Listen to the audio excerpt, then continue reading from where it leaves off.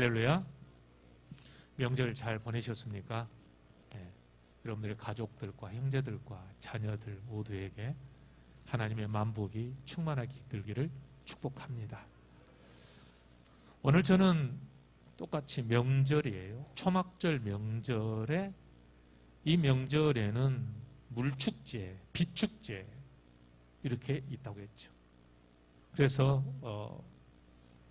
곡식을 거두어서 창고와 곡간에다가 쌓아놓는 이런 풍성하고 풍요로운 계절에 하나님의 음성을 듣기를 소망하고 들판에 나가서 천막을 치고 일주일 동안 하나님 음성을 듣는 훈련하는 이스라엘 백성들. 이때 주님이 빛의 축제의 끝 무렵에 9장 1절에 보니 길을 가실 때 그 길 속에 길 가운데서 유난히 주님이 관심을 갖고 계시는 한 사람이 있었다. 이 사람이 누구라고요? 날 때부터 소경이었던 사람이다. 예수님의 눈에는 왜 그 사람이 보였을까? 하는 거잖아요. 그때 잽싸게 제자들이 예수님의 이 소경에게 관심을 보이시자 물어봅니다. 아주 본질적인 질문이죠. 주여, 이 사람이 날 때부터 소경이 된 것이 누구의 죄 때문입니까? 자기 부모의 죄 때문입니까? 아니면 자기 죄 때문입니까? 라고 물어봅니다. 우리 일상에서, 우리 인생 속에서 가장 우리 안에서 많이 질문하는 우리 안에 화두잖아요. 화두. 어떤 사람은 말할 수 없는 고난이 밀려들고, 왜 저 사람은 저렇게 고난을 당합니까? 선천적인 질병으로 고통당하는 사람, 여러 가지 직장의 문제로, 경제적인 문제로 정말 찢어지게 고통스러운 그 궁핍을 경험하는 아픔, 이런 것들이 도대체 죄 때문입니까? 아니면 무엇 때문입니까? 제자들은 이 사람의 장애의 원인, 고난의 원인이 뭐라고 지금 생각하고 있어요? 죄 때문이라고 생각하고 있는 거예요. 누구 죄냐라는 게 문제죠. 부모의 죄입니까? 자기 스스로의 죄입니까? 그런데 예수님은 이렇게 대답하십니다. 3절 다 같이 한번 읽어볼까요? 시작. 예수께서 대답하시되 이 사람이나 그 부모의 죄로 인한 것이 아니라 그에게서 하나님이 하시는 일을 나타내고자 하심이라. 아멘. 여러분, 이럴 때는 아멘 해야 합니다. 아멘. 아멘 해야 합니다. 저는 이 질문을 정말 수천 번도 더 했을 겁니다. 왜 저에게 이런 고난을 주십니까? 저뿐이겠습니까? 여러분 인생 살면서 이런 고난을 겪지 않는 사람이 어디 있겠습니까? 지금도 말할 수 없는 고난 속에서 잠 못 이루고 두려움에 빠져 있고 절망에 빠져 있는 분들도 계실 겁니다. 오늘 저는 오늘 이 시간 하나님께 응답을 받고 가는 시간 되기를 축복합니다. 왜 제자들은 이 사람의 장애가 죄 때문이라고 그러고, 왜 예수님은 이 사람의 장애의 원인이, 고난의 원인이 죄의 문제가 아니라고 하실까? 그림 하나 보여드릴까요? 사진을 하나 보여드리겠습니다. 여러분의 눈에는 이 세 개의 기둥이 중에서 두 개를 가장 비슷한 걸로, 가까운 걸로, 어떤 관계가 있는 걸로 묶는다면 파란색 앞에 있는 것 2번, 뒤에 3번, 여러분들 어떻게 묶고 싶어요? 어떤 게 여러분들 관계가 있는 것처럼 보이나요? 네? 한국 사람의 대다수는 2번과 3번을 묶는데요. 왜? 똑같은 나무 재질로 됐으니까. 그런데 서양 사람들은 1번과 2번을 묶는데요. 왜? 똑같은 원형이기 때문에 뭔가의 목적이 있어서 그 원형 구멍에 끼워 넣을 수 있도록 사이즈가 맞다고 생각하기 때문에. 또 하나 보여드릴까요? 원숭이와 곰과 바나나가 있습니다. 여러분들은 관계 있는 것을 두 개로 묶는다면 어떤 것을 묶고 싶어요? 바나나하고 원숭이. 명쾌합니다.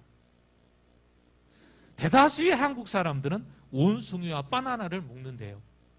그런데 서양 사람들은 원숭이와 곰을 묶는데요. 왜요? 똑같은 동물인데 왜 동물끼리 묶지 않고 원숭이하고 바나나로 묶느냐? 한국 사람 이해할 수 없대요. 한국 사람도 대부분 관계적인 부분에 강합니다. 근데 서양 사람들은 목적과 기능의 부분에서 굉장히 깊은 관찰력이 있습니다.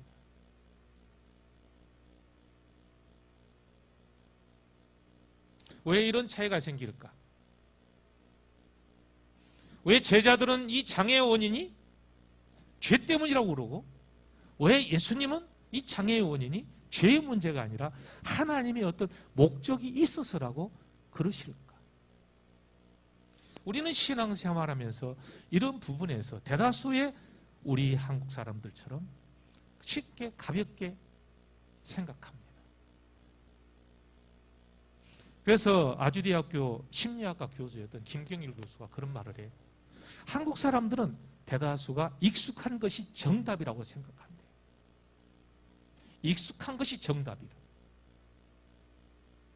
그런데 우리 사람은 직립보행을 하잖아요. 직립보행을 하다 보니까 뇌가 제일 위에가 있어요.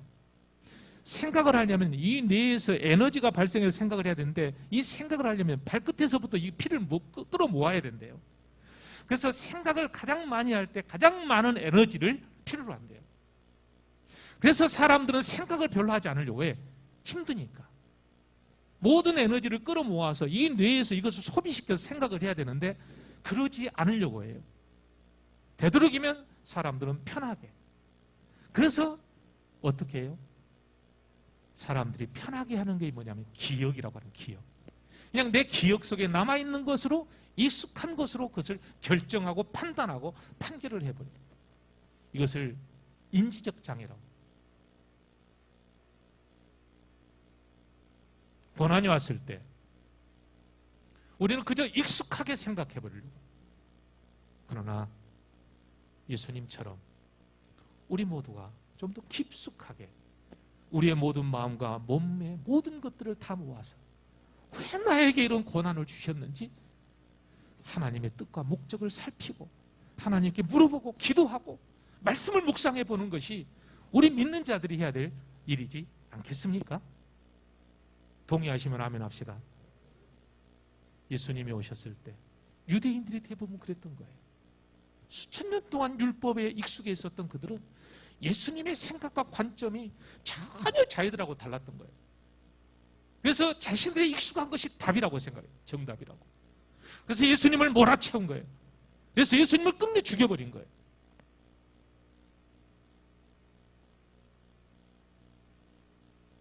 결코 익숙한 것은 답이 아니에요. 여러분, 우리는 신앙생활하는 사람입니다. 세상에 익숙한 것들을 버리고 하나님의 말씀으로 우리의 마음과 생각을 채우시기를 소망합니다. 옆 사람에게 이렇게 권면합시다. 익숙한 것을 버립시다. 예수님의 새로운 계명으로 승리합시다. 아멘. 예수님은 바로 그것으로 우리에게 가르치신 거예요. 예수님은 아니다. 이건 죄의 문제 때문이 아니에요. 하나님이 이 사람을 통해서 하시고자 하는 일을 나타내려고 하시는 거예요. 그러면 예수님 뭐예요? 이 장애인의 인생을 누가 주관하고 계신다는 거예요? 하나님이 주관하고 계신다는 거예요. 여러분, 우리가 동의합시다. 지금 내가 당하고 있는 어려움과 고난도 하나님이 주관하고 계신 줄 믿습니다. 믿습니까? 그래.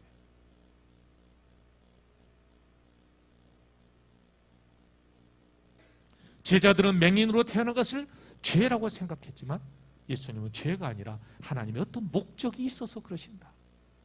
얼마나 달라버려요, 생각이. 그래서 나는 저주받은 건가? 라고 생각하지 않고 하나님, 도대체 이 고난을 통해서 나를 어떻게 사용하시려고 그러시나요? 라고 질문을 하게 되는 거예요, 하나님께.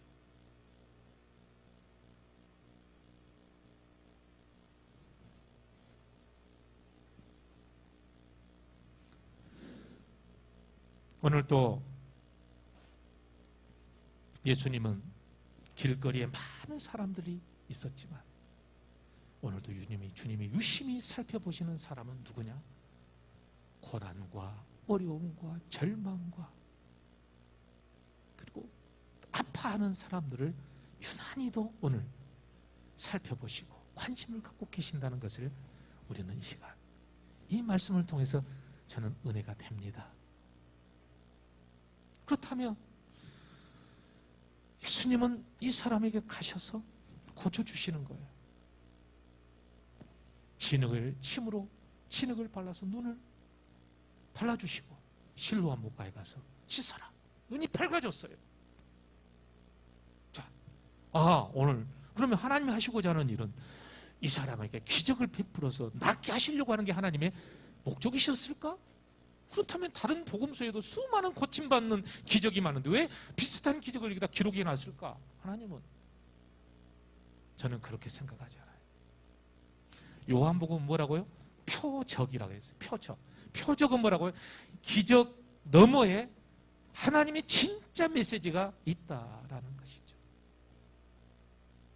이 소경은 누굴까? 생각을 해봤어요. 이 소경은 예수님이 자신의 관심을 갖고 계신지도 몰라요.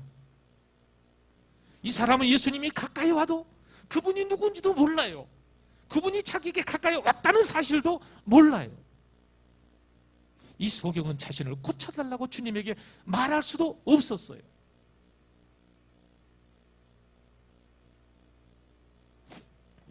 이 소경은 바로 예수님의 말씀을 거절하고 예수님을 어떻게 하든 율법을 가지고 현장에서 가늠하다 잡힌 여인을 함정으로 삼아서 이 여인의 옳고 그름을 따지려고 하는 게 아니라 이것을 덫에 삼아서 예수님을 죽이고자 하는 그 악한 유대인들의 그 도덕적인 사람들이 어떻게 예수님을 죽이려고 했다는 거예요. 아무리 착해도 아무리 깨끗해도 도덕적으로 전혀 흠이 없는 바리새인들도 그들의 마음으로 예수님을 죽이려고 하는 것. 봐라, 너희들이 아무리 성경을 많이 이해하고 잘 이해해도 너희들은 절대로 스스로 구원받을 수 없는 자들이야. 내가 와도 몰라. 내가 너를 구원해 주려고 해도 너희들은 모르는 소경에 불과한 자들이야. 그러니 법 없이도 살 것 같다는 사람이 그 착함 때문에 구원받을 거라고 천만의 말씀이야. 나만이 빛이야. 빛이 와서나 어둠이 깨닫지를 못하는 거예요. 이 소경, 예수님이 가까이 오셨으나 몰라요. 우리가 우리 스스로가 예수님을 알아보고 왔나요? 아니잖아요. 우리도 그랬어요. 소경이었어요. 예수님이 가까이 오셨으나 우리는 몰랐어요. 예수님이 우리를 고쳐주려고 했으나 예수님이 그렇게 고쳐주려고 하는 그 열망도 몰랐어요. 우리는 모두가 날 때부터 죄악의 장애를 가지고 태어난 눈먼 소경들이에요. 하나님은 바로 이것을 우리에게 보여주시고자 바로 이 소경을 모델로 삼으셔서 오늘 우리에게 말씀해 오신다는 것을 발견할 수가 있는 겁니다. 동의하시면 아멘 합시다. 고린도전서 2장 14절 말씀에 이런 말씀이 있어요. 육에 속한 사람은 하나님의 성령의 일을 받지 아니하나니 그들에게는 미련하며 또 깨닫지도 못하나니 영적으로라야 분별함이니라. 여러분, 이 사람이 구원받고 이 사람이 보려면 이 사람이 스스로가 고쳐주라고 애태워서가 아니라 예수님 오셔서 고쳐주셔야만 그는 눈을 뜰 수 있다는 사실이에요. 우리가 구원받고 싶어서가 아니에요. 예수님 우리에게 눈을 고쳐주셔서 눈을 뜨니까 비로소 우리는 구원받아야 될 필요성을 깨달은 거예요. 아, 내가 죄인이었구나. 내가 있었던 자리를 보니 더러웠구나. 내가 그렇게 깨끗한 척했는데 그렇게 도덕적으로 나는 괜찮은 사람이라고 스스로 나 자신에 대해 자부심을 가지고 있었는데 예수님이 오셔서 나를 빛을 비춰버리니까 나같이 더럽고 추한 자가 없다는 사실을 그때서야 발견했다라는 거예요. 누가 비춰주니까? 예수님이 눈을 고쳐주시니까 그때서야 우리 자신이 죄인인 것을 깨달은 거예요.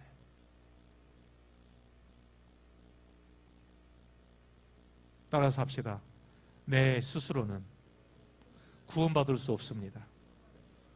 믿습니까? 주님이 고쳐주셔야만 합니다. 율법을 아무리 잘 지켜도 그는 구원받을 수 없어요. 그래서 예수님이 오셔서 죽으셔야만이 우리를 구원하실 수 있었던 거예요. 죽으셔야만. 얼마나 답답한 존재들입니까? 예수님이 죽어야만 우리가 구원받을 수 있다니까.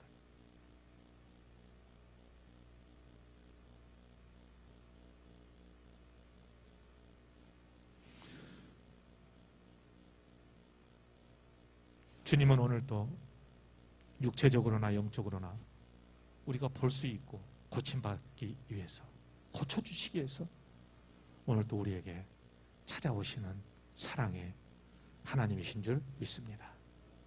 이 소경은 절대 예수님을 볼 수 없습니다. 오늘 구원받지 못한 우리의 모습입니다. 우리 자화상입니다. 우리가 오늘도 예수님을 전하지만 우리 스스로도 오늘 또 우리가 얼마나 못나고 문제투성이인 사람인가를 오늘 우리는 깨닫지 못합니다. 성령님이 비춰주셔야만 비로소 깨닫는 존재들임을 우리는 솔직하게 고백을 해야 합니다.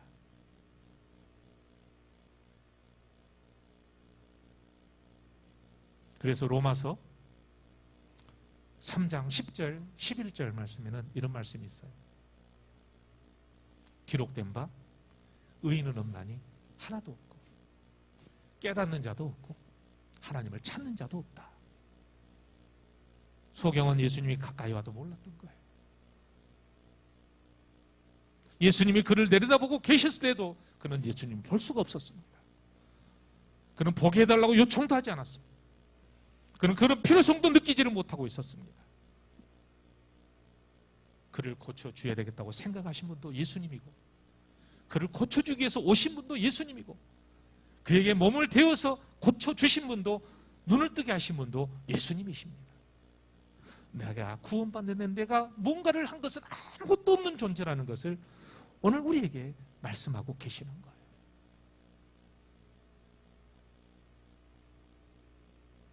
오늘도 우리가 이곳에 나왔지만 이 소경에게 단 하나의 좋은 것이었다면 그는 그 자리에 있었다라는 거예요.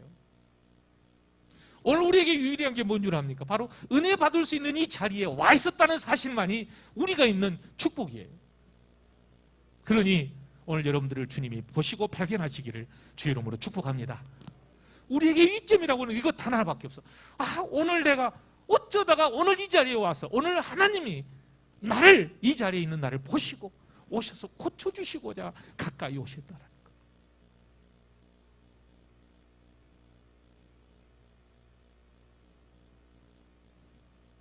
왜요? 에베소서 2장 5절은 허물로 죽은 우리를 그리스도와 함께 살리셨고, 우리가 죽어 있었기 때문이에요. 우리 영이 죽어 있었기 때문에 보지를 못하는 거예요. 나사로 얘기도 그러잖아요. 요한복음 11장에 보면 나사로야 나오너라, 생명의 주께서 부르신 그 부르심 때문에 나사로가 살아났습니다. 그 전까지 나사로는 죽어 있었습니다. 버려진 상태였습니다. 썩어가고 있었습니다. 그런데 주님이 부르셨습니다. 나사로야 나오너라. 주님이 부르시니까 비로소 그때 그는 무덤에서 나올 수가 있었습니다. 이게 바로 오늘 우리의 상태입니다. 요한복음 8장에 그랬잖아요. 진리가 너희를 자유케 하리라. 그렇죠? 그러니까 유대인들이 뭐라 했습니까? 우리가 언제 36절에 있잖아요. 너희가 참으로 자유로우리라. 그러니까 37절에 뭐라 했어요? 우리가 언제 종이 되었냐? 우리는 아브라함의 자손들이다. 그러니까 예수님께서 뭐라고 그래요? 너희가 아브라함의 자손이면 아브라함 자손답게 해라. 아브라함은 믿음의 행실대로 했느니라. 44절에 보면 그런데 너희는 나를 죽이려고 한다. 그러니 너희는 아브라함의 자식이 아니라 마귀의 자식이다. 아무리 율법을 많이 알아도 너희가 좋은 나무가 되지 않으면 절대 좋은 열매를 맺을 수가 없어. 여러분, 우리는 그래야 돼요. 오늘도 선한 행위를 할 수 있고 선한 열매를 맺게 해달라고 기도하지 마십시오. 먼저는 좋은 나무가 되게 해달라고 기도하시기를 바랍니다. 좋은 나무가 되는 게 목적이에요.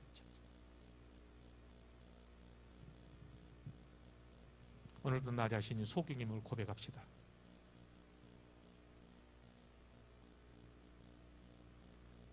그들은 하나님의 율법을 동원해서라도 예수님을 죽이려고 하는 마귀의 자식들이었다. 어떻게 그렇게 종교적으로 열심히 했던 사람이 그럴 수가 있었을까? 왜? 그는 영적으로 소경이었기 때문입니다. 오늘 우리 스스로도 오늘 와서 예배를 드리지만 여러분, 우리가 소경됨을 인정하고 주님이 빛이 여러분의 눈을 고쳐주시기를 주의 이름으로 축복합니다. 목회를 하다 보면 그래요. 그래서 선한 사람은 없는 거예요. 누가 나에게 선하다고 하느냐? 오직 선하신 분은 하나님 한 분뿐이다.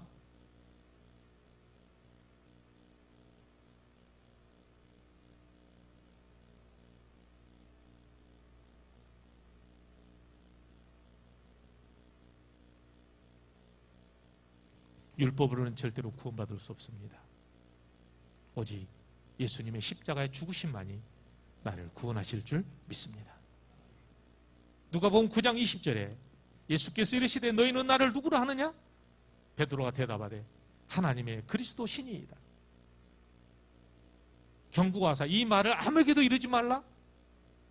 왜요? 9장 22절에 다 같이 한번 읽어봅시다. 시작. 이르시되 인자가 많은 고난을 받고 장로들과 대제사장들과 서기관들에게 버림받아 죽임을 당하고 제3일에 살아나야 하리라 하시고 아멘. 네가 나를 그리스도로 고백해도 너는 구원받을 수 없어. 무엇 때문에 무엇으로 구원받을 수 있다고? 내가 죽었다가 살아나야 너는 구원받을 수 있는 거야. 이 말씀이에요. 내 고백이 좋다고 구원받는 거 아니에요. 예수님이 나를 위해서 죽었다 살아나셔야만 그 은혜로 우리는 구원받을 수 있다라는 뜻이에요. 오늘 내 인생의 고난, 하나님이 하시고자 하신 일이 도대체 무엇입니까? 저를 통해서 하나님 무엇을 위해서 저를 사용하십니까?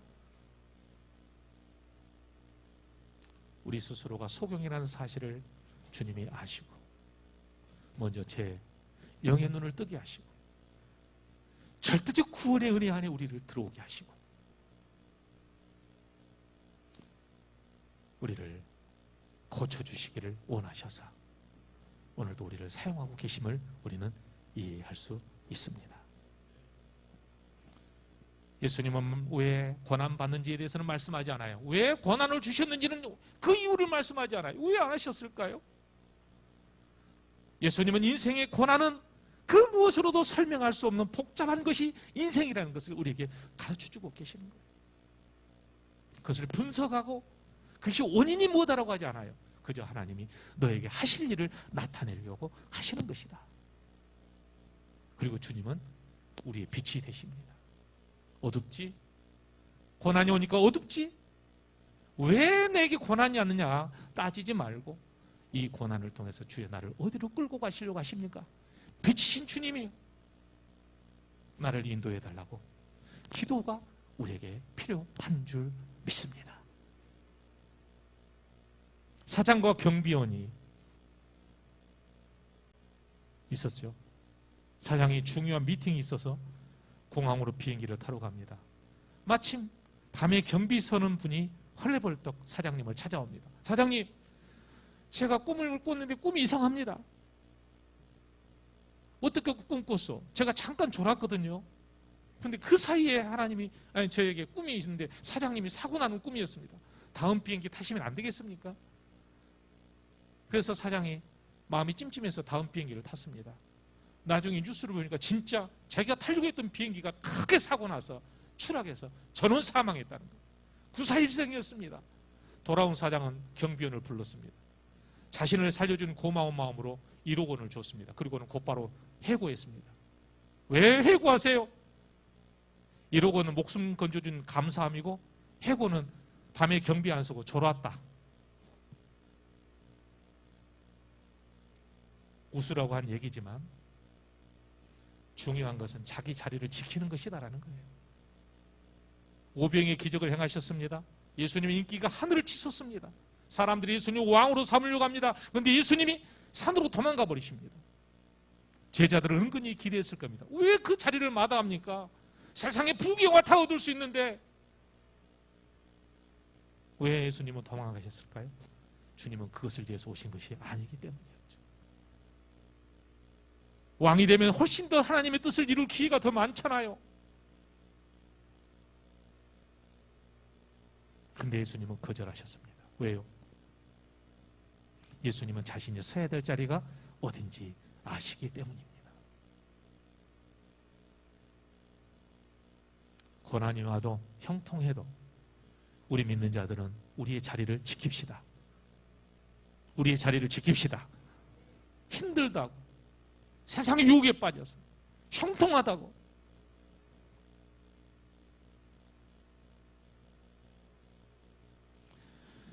예수님은 도망가셨지만 곧바로 바다 위를 걸어서 풍랑을 잠잠케 하시는 권세를 보여주셨고 오병이의 기적보다 더 큰 권세가 있다는 것을 보여주셨습니다. 우리는 모릅니다. 하나님은 더 큰 걸 보신다는 것을 우리는 몰라요. 오늘 우리 고난, 이 조그만 것에 연연하지 맙시다. 이 고난 너머에 더 큰 것을 보고 계시고 우리를 인도하고 계시는 하나님을 신뢰하며 따라가는 우리 모두가 되었으면 좋겠습니다. 가지는 포도나무에 붙어있기만 하면 됩니다. 우리가 할 수 있는 것은 아무것도 없습니다. 풍랑이 왔다고 너무 연연해하지 마십시오. 그냥 굳건히 기도의 자리에서 기도하십시오. 절망하지 마십시오. 예배의 자리에서 온전히 하나님을 신뢰하는 법을 배우십시오. 말씀에 순종하는 법을 배우십시오. 예수님을 내 삶의 중앙에 모십시오. 베드로는 밤새도록 그물을 던졌으나 빈손이었습니다. 그러나 주님이 그의 배의 중심에 타셨을 때 그의 모든 헛수고는 역전이 되어버립니다. 오늘도 우리가 우리 있어야 될 자리에 굳건하게 내 자리를 지키고 예배드리고 말씀 듣고 기도하고 주의 맡겨주신 사명 감당할 때 하나님은 여러분의 배를 채워주실 줄 믿습니다. 큰 물결 일어나 나 쉬지 못하나 이 풍랑으로 인하여 더 빨리 가합니다.